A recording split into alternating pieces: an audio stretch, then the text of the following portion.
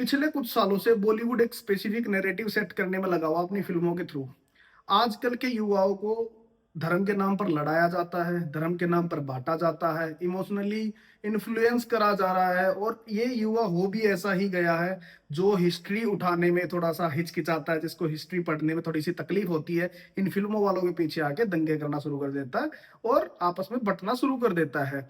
और ऐसा पोर्ट्रे करके दिखाया जाता है मूवीज में कि भाई अगर एक चाय वाला नहीं होता तो पाकिस्तानी और मुसलमान हिंदुओं के घरों में घुसकर, स्पेसिफिक हिंदू वर्ड यहाँ पर यूज करा जाता, ना कि सारे धर्मों का, हिंदुओं के घरों में घुसकर उनको काट के फेंक जाते अगर ये आदमी यहाँ पर नहीं होता तो आज की वीडियो कुछ ऐसी ही होने वाली है। जिसको अच्छी लगती है वो आगे देखे, अगर अदरवाइज अगर किसी को अच्छी नहीं लगती वो यहाँ से ड्रॉप ले सकता है।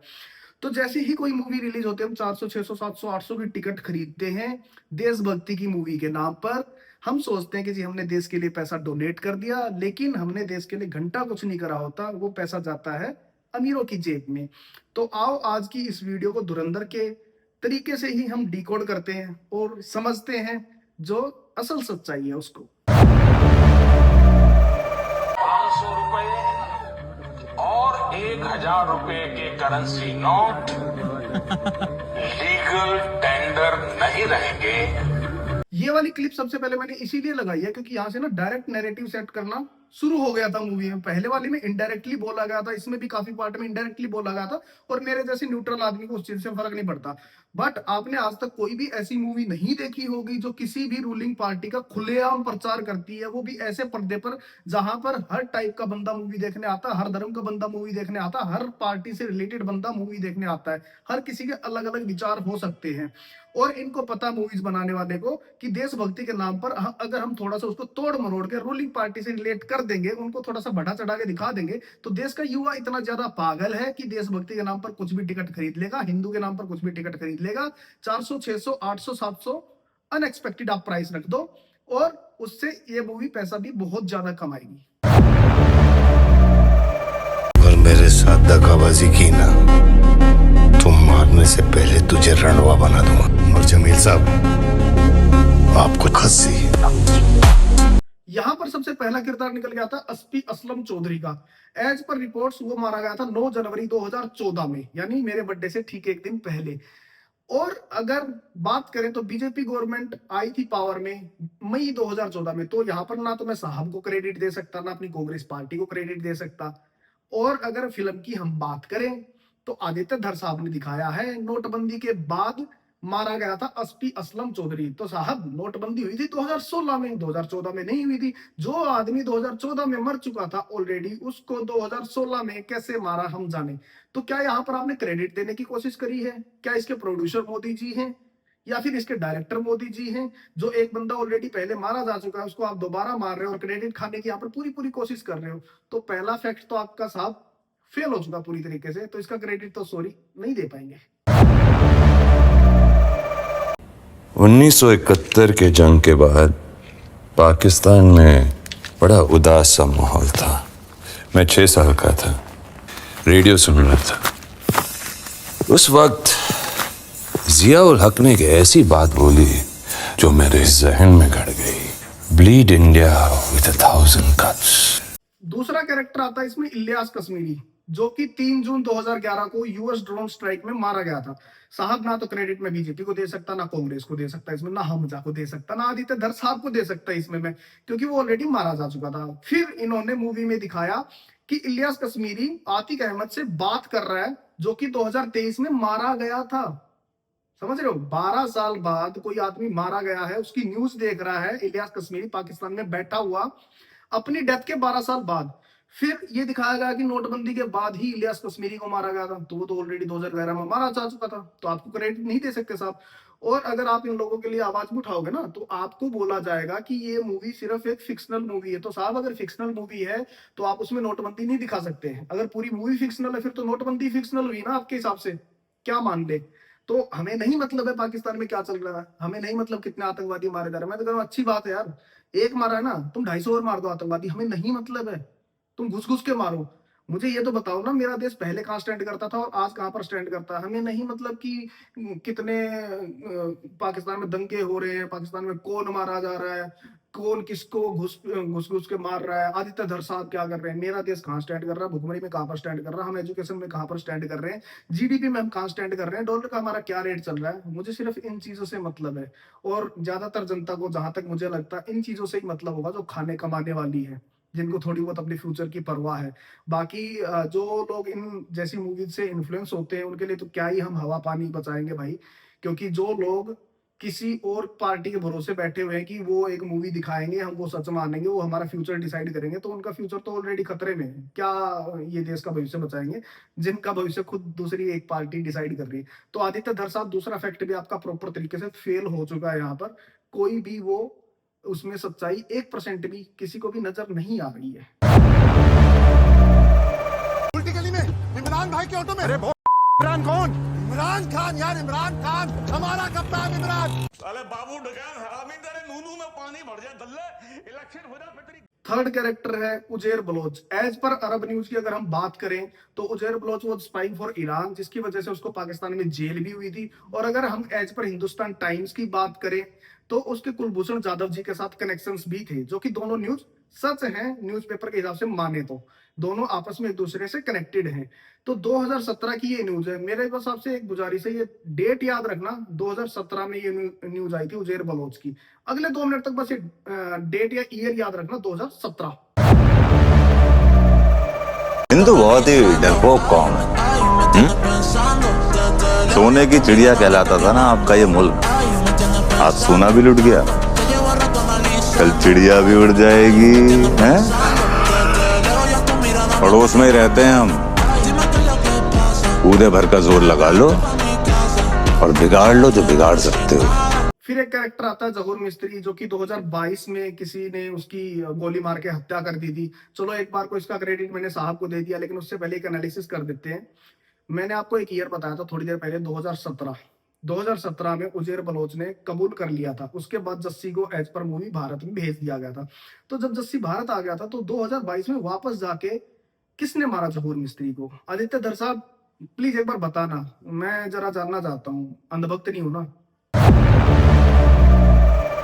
मुझे पहले रहमान का सर चाहिए, फिर लियारी चाहिए, किसी भी कीमत पर चाहिए। जा दी तुझे लियारी पैदा ऐश कर। फिर एक और कैरेक्टर आता लिहारी का इसमें, अरशद पप्पू, जो कि 2013 में मारा गया था एक गैंग वार में। तो साहब यहाँ पर ना मैं आपको क्रेडिट दे पाऊंगा क्योंकि आप 2014 में आए थे, और ना मैं यहाँ पर कांग्रेस को क्रेडिट दे पाऊंगा। तो आदित्य धर साहब यहाँ पर जो आपने क्रेडिट देने की पूरी कोशिश करी है वो वाली भी फेल हो चुकी है। तो मुझे बताइए मैं कहाँ पर जाके क्रेडिट दूं? कौन सी ये मूवी पूरी की पूरी प्रोपेगेंडा ही लग रही है इस तरीके से। तो गई हमारी राहुल भाई को बोल दीजिए कि अब इनको रोकना नामुमकिन है, और अगर रोकना है तो कुछ बहुत बड़ा करना पड़ेगा। उसके काम किए वो हमारे काम नहीं करेगा। हेलो चुप हो जाओ, ये लड़ो, देख नहीं रहे साला चाय वाला घुस के पड़ गया हमारे अंदर। फिर इसमें एक और कैरेक्टर आता अतीक अहमद, सही किया, मार दिया, एनकाउंटर हुआ था उसका। लेकिन प्रॉब्लम मुझे इस चीज से नहीं है कि किसी गैंगस्टर का, किसी ऐसे बंदे का जो इंडिया से बाहर जिसके कनेक्शन थे, जो अपने भारत के लिए सगा नहीं था, उसका आपने एनकाउंटर कर दिया। नहीं, वो तो बहुत अच्छा किया आपने, मैं भी खुद भी सपोर्ट में हूँ। लेकिन प्रॉब्लम यहाँ पर पता क्रिएट कब होती है? 2023 में एनकाउंटर किया गया था, अरेस्ट के शायद 1-2 महीने बाद। लेकिन मूवी में दिखाया गया 2016 में जब नोटबंदी हुई थी उसके ठीक बाद, थोड़े टाइम बाद, हाल फिलहाल में ही एनकाउंटर कर दिया गया था आतिक अहमद का। थोड़ा बहुत टाइम, 7 साल नहीं होते, 2016 से 2023 तक 7 साल का अंतर है। पहला फैक्ट फेल हो गया अतीक अहमद से रिलेटेड। दूसरा फैक्ट और चेक कर लेते हैं। 2000 में जब जो मूवी में दिखाया गया, रणवीर सिंह जाता है उत्तर प्रदेश हथियार लेने के लिए। वहां पर 2000 में रूलिंग पार्टी थी बीजेपी, और वहां के सीएम थे राजनाथ सिंह, जो कि बीजेपी के ही सीएम थे। तो आपकी पार्टी के टाइम में, आपकी पार्टी के कार्यकाल में, जब वहां पर अतीक अहमद खुलेआम हथियार सप्लाई कर रहा था और नशे सप्लाई कर रहा था, तो तब आपकी पार्टी कहां पर थी? उस टाइम पर आपकी ही तो गवर्नमेंट थी। खुलेआम अगर ये सब बेचा जा रहा था तो आप उस टाइम पर क्या कर रहे थे जनाब? तो दूसरा फैक्ट भी आपका एक तरीके से फेल हो गया, और वो आपको उल्टा ही पड़ा है। उजैर मियां, जावेद भाई अस्सलाम वालेकुम, सब खैरियत? वालेकुम अस्सलाम। भाई ये जावेद खनानी, ये अल्ताफ खनानी और ये मेरे भाई रहमान बलोच। अस्सलाम वालेकुम। हम एक दूसरे के काफी काम आ सकते हैं। कभी सियासत में आने का नहीं सोचा? फिर इसमें एक और कैरेक्टर निकल के आता खनानी ब्रदर्स का, जो कि वहां पर हवाला का धंधा करते थे पाकिस्तान में, जिनको पाकिस्तान की गवर्नमेंट ने 2008 में एक्सपोज कर लिया था और अरेस्ट भी कर लिया था हवाला का धंधा करने के चक्कर में। उसी के जुर्म में वो जेल में भी गए थे और वो आज तक जिंदा हैं, मरने की कोई खबर नहीं है। आदित्य धर साहब, स्क्रिप्ट आपकी सही कीजिए। और उसका क्रेडिट आप दे रहे हैं साहब को। तो मुझे जरा एक छोटी सी चीज बताइए, जब वो 2008 में अरेस्ट हो चुके थे, एक्सपोज भी हो चुके थे, वहां की गवर्नमेंट ने उनको जेल में भी डाल दिया था, तो 2016 की जो नोटबंदी थी उससे इसका खनानी ब्रदर्स का लेना देना क्या था? और वो मरने का जो आपने सीन दिखाया वो क्या था जनाब? कौन सी स्क्रिप्ट आप लिख के चलते हो? मतलब मोदी जी आज तक कहने की उनकी वो कह नहीं पाए किसी भी प्रेस कॉन्फ्रेंस में कि डिमोनेटाइजेशन एक मास्टर स्ट्रोक था, लेकिन अपने आदित्य धर साहब आज तक डिमोनेटाइजेशन को एक मास्टर स्ट्रोक मानते हैं। कितना आप इस मूवी को फिक्शनल बोलोगे? सारे कैरेक्टर आपके एक्चुअल हैं, सारी घटनाएं आपने एक्चुअल यूज करी हैं, सारे फैक्ट आपने यूज करे हैं, लेकिन गलत तरीके से हिस्ट्री को आपने मोड़ तोड़ के गलत परोसने की पूरी पूरी कोशिश करी गई है। सारे अगर इसमें आपने रियल चीजें डाली है तो मूवी तो फिक्शनल नहीं है जनाब। ये वाला फैक्ट भी आपका फेल हो चुका है।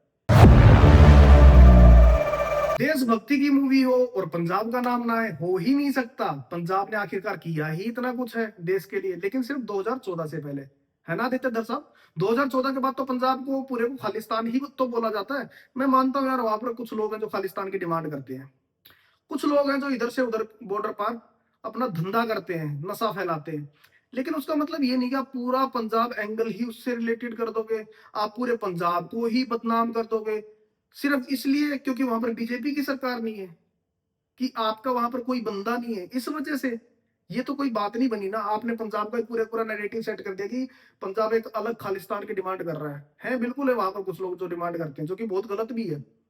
कुछ लोग हैं जो व्यापार भी करते हैं, नशा भी फैलाते हैं, पंजाब के लोग पंजाब को बर्बाद कर रहे हैं, बिल्कुल सच है, लेकिन सारे नहीं है। एक 10% लोगों के चक्कर में आप 100% लोगों को मत घसीटिए प्लीज। तो हमने मोस्टली मेजर फैक्ट चेक कर लिए यहाँ पर, और बाकी आप लोग आगे खुद ही समझदार हो, और मुझे उन लोगों को समझाने की कोई जरूरत नहीं है यार, जो यूनिटी ना चाहते हो, जो देश का भला ना चाहते हो। देश को तोड़ने वाला तो मेरा सबसे बड़ा दुश्मन है यार, सबसे पहली बात तो।